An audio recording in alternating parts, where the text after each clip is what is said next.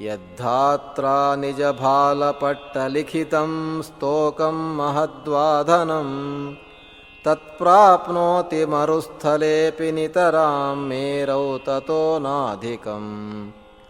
तद्धीरो भववित्तवत्सु कृपणां वृत्तिं वृथा मा कृथाः कूपे पश्य पयोनिधावपि घटो गृह्णाति तुल्यं जलम्। सर्वेभ्यः नमांसि। एतस्य पद्यस्य पदच्छेदम् आदौ पश्यामः। यत् धात्रा निजभालपट्टलिखितं स्तोकं महत् वा धनं तत् प्राप्नोति मरुस्थले अपि नितरां मेरौ ततः न अधिकम्। तत् धीरः भव वित्तवत्सु कृपणां वृत्तिं वृथा मा कृथाः कूपे पश्य पयोनिधौ अपि घटः गृह्णाति तुल्यं जलम्। अत्र मानवः स्वभाग्यलिखितं प्राप्नोति एव इति विषयं प्रतिपादयति कविः। यत् धात्रा निजभालपट्टलिखितं, धात्रा इत्युक्ते धाता इत्युक्ते ब्रह्मा। धात्रा इति तृतीया विभक्ति एकवचनं। धाताब्जयोनिर्द्रुहिणो विरिञ्चोजो विरिञ्चिनः इति अमरकोशे उक्तमस्ति। ब्रह्मा यः सृष्टिकर्ता अस्ति सः एव विधिः इत्यपि उच्यते। विधिः इत्युक्ते अस्माकं विधिम्, अस्माकं जीवनविधिं सः एव निर्दिशति। अस्माकं ललाटपट्टे सर्वं लिखितं भवति इति जनाः वदन्ति।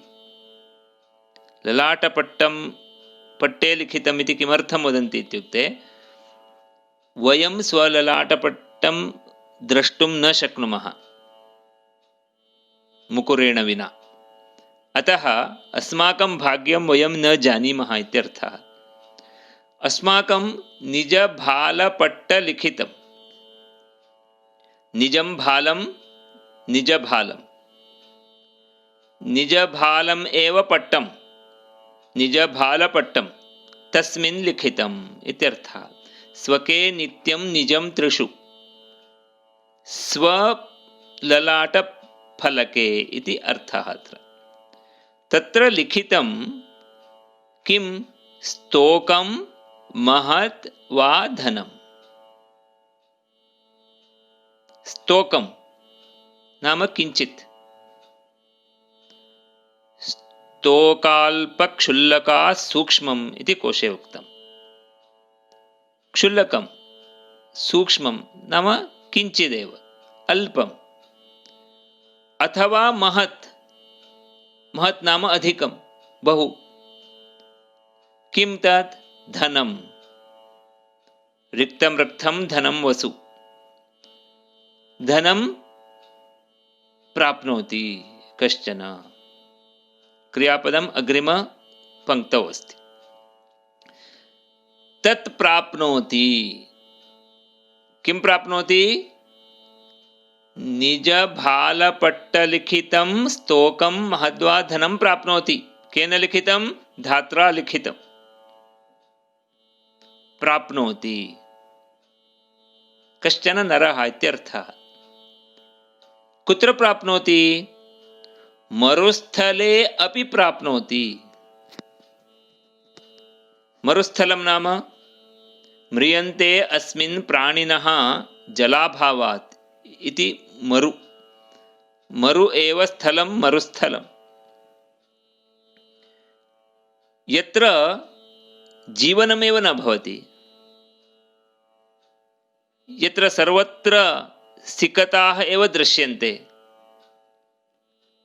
जलकणः अपि न भवति, तादृशप्रदेशे अपि यदि किमपि प्राप्तव्यम् इति अस्माकं ललाटपट्टे लिखितम् अस्ति, वयं प्राप्नुमः एव, कश्चन नरः प्राप्नोति एव।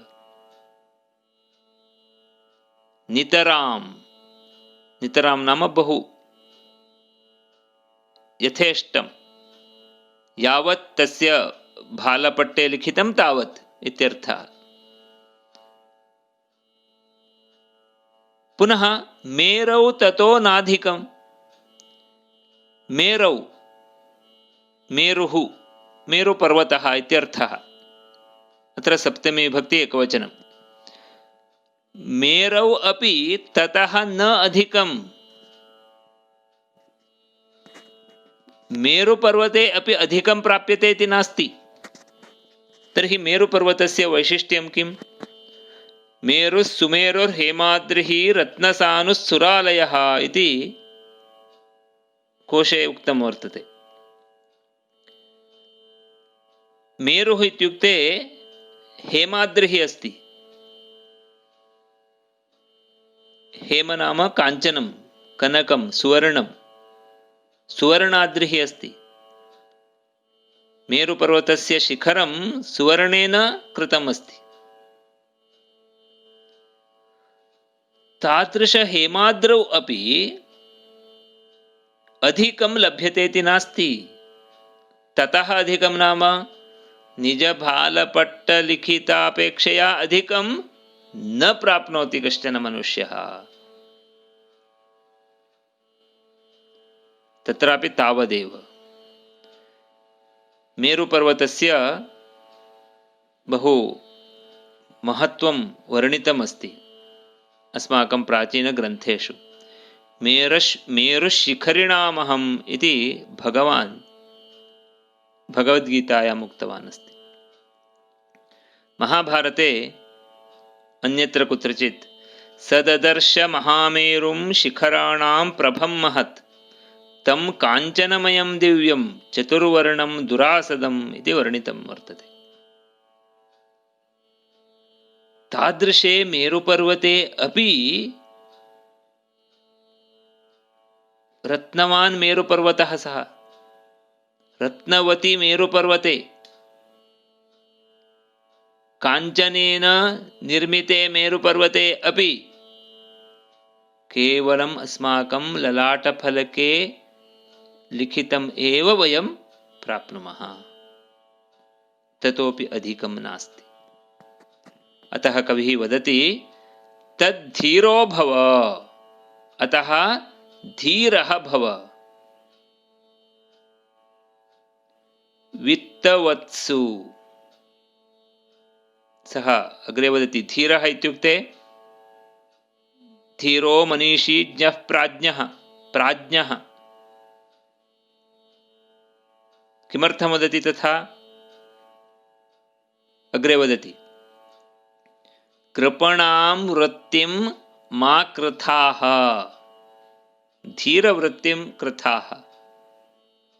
कृपणां वृत्तिं, कृपणावृत्तिः इत्युक्ते भगवद्गीतायामपि उक्तमस्ति कार्पण्यदोषोपहतस्वभावः। अत्र कृपण नाम दीनः इत्यर्थः। लोभी इत्यर्थः नास्ति। दीना वृत्तिः, तां दीनां वृत्तिं मा कृथाः, मा कुरु। किमर्थं? वृथा, वृथा मा कुरु, व्यर्थं तत्। वित्तवत्सु इत्यत्र वित्तवान् इति पदं मतु प्रत्ययः वर्तते। वित्तवन्तः इति बहुवचनम्, अत्र सप्तमी विभक्ति बहुवचनं वर्तते। वित्तवत्सु कृपणां वृत्तिं वृथा मा कृथाः। व्यर्थमेव तत्। तेषां पुरतः दीनं वचः मा वद, दैन्यं मा प्रदर्शय। किमर्थं? तव भालपट्टलिखितं भवान् त्वं प्राप्नोषि एव। अतः दीनवचनेन अथवा दीनवृत्त्या किमपि प्रयोजनं नास्ति। अतः धीरः भव, धीरवृत्तिम् आप्नुहि इति वदति कविः। भो जन, भो नर इति सः सम्बोधनं करोति, अतः भव इति अस्ति। त्वं भव, मा कृथाः। कूपे पश्य, अग्रे अस्ति पश्य इति क्रियापदम्। पश्य, भो नर पश्य। कुत्र? कूपे। अग्रे सः वदति, कूपे इत्युक्ते किमिति अग्रे पश्यामः। वदति सः, घटः गृह्णाति। किं गृह्णाति? जलं गृह्णाति। घटः इत्युक्ते कलशः, कुम्भः। घटः कुटनिपावस्त्री शरावो वर्धमानकः। घटः जलं गृह्णाति स्वस्मिन्। जलं पूरयितुं शक्नुमः घटे। कियत् जलं गृह्णाति? तुल्यं जलं, समानं जलं। समस्तुल्यः, सदृक्षः, सदृशः, सदृक्। केन तुल्यम्? अत्र स्थानद्वयं दर्शयति कविः। कूपे वयं कस्मात् घटे जलं पूरयामः? कूपात्। कूपे यत् जलमस्ति तत् जलं घटे पूरयामः। कूपे बहु जलं भवति इति नास्ति, किञ्चित् प्रमाणेन भवति। घटं पूर्णतया पूरयामः, जलं प्राप्नुमः। तमेव घटं वयं समुद्रं प्रति नीत्वा तत्र जलं पूरयामः। तर्हि समुद्रे अधिकं जलम् अस्ति इति घटे अधिकं जलं पूरयितुं शक्नुमः वा? न। पयोनिधिः इत्युक्ते अत्र पयसः निधिः, समुद्रः इत्यर्थः। नाम जलमेव भवति तत्र, जलस्य महान् सङ्ग्रहः वर्तते तत्र। कूपे तु अल्पं जलं भवति, परन्तु कूपे जलं पूरयतु अथवा पयोनिधौ जलं पूरयतु, समुद्रे जलं पूरयतु, घटे यावत् पूरयितुं शक्नुमः तावदेव पूरयामः, ततोपि अधिकं पूरयितुं न शक्नुमः वयम्।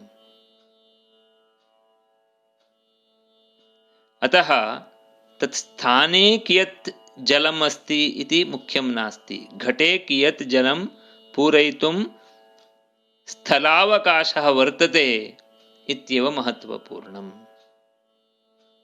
तथैव कविः वदति, अस्माकं सामर्थ्यं कियत् इति विचिन्त्य अस्माभिः किं प्राप्तं, किं प्राप्तव्यमासीत् इति चिन्तनीयम्। कुत्रापि बहु धनम् अस्ति इति गच्छामः चेत् तत् मिलति एव इति नास्ति। तत् स्वीकर्तुम् अस्माकं सामर्थ्यं कियत्, तदुपरि वयं प्राप्नुमः धनम्। अस्माकं योग्यता आवश्यकी एव भवति। पुनश्च तस्य भावः अस्ति, अस्माकं भाग्ये यत् लिखितमस्ति तद्वयं कथमपि प्राप्नुमः, तदर्थं किमर्थं धनिनां पुरतः याचनां कुर्मः, याज्ञां कुर्मः। याज्ञा मोघा वरमधिगुणे नाधमे लब्धकाम। अस्माभिः धनिनां पुरतः दीनं वचः न वक्तव्यं। किमर्थं? धनिनः महान्तः न सन्ति। देवः एव महान् अस्ति, तस्य पुरतः यदि याज्ञां कुर्मः चिन्ता नास्ति, व्यर्थं न भवति। परन्तु वित्तवतां पुरतः याज्ञा वृथा एव भवति। किमर्थं दैन्यं वयं प्रदर्शयामः? अतः धीरः भव इति कविः वदति। अस्तु, एतस्य अन्वयं पुनरेकवारं पश्यामः। यत् धात्रा निजभालपट्टलिखितं स्तोकं महत् वा धनं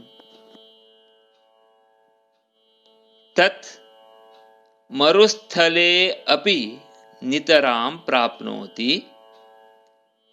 मेरौ ततः अधिकं न प्राप्नोति। तत् धीरः भव। वित्तवत्सु कृपणां वृत्तिं वृथा मा कृथाः। पश्य घटः कूपे पयोनिधौ अपि तुल्यं जलं गृह्णाति। अत्र शार्दूलविक्रीडितं वृत्तं वर्तते। काव्यलिङ्गालङ्कारः अस्ति इति विदुषाम् अभिप्रायः। एतस्य गानं डॉक्टर विद्वान् कृ गणपतिभट्टमहोदयाः कृतवन्तः। अनुसन्धानं महाबलभट्टः गोवा। धन्यवादाः।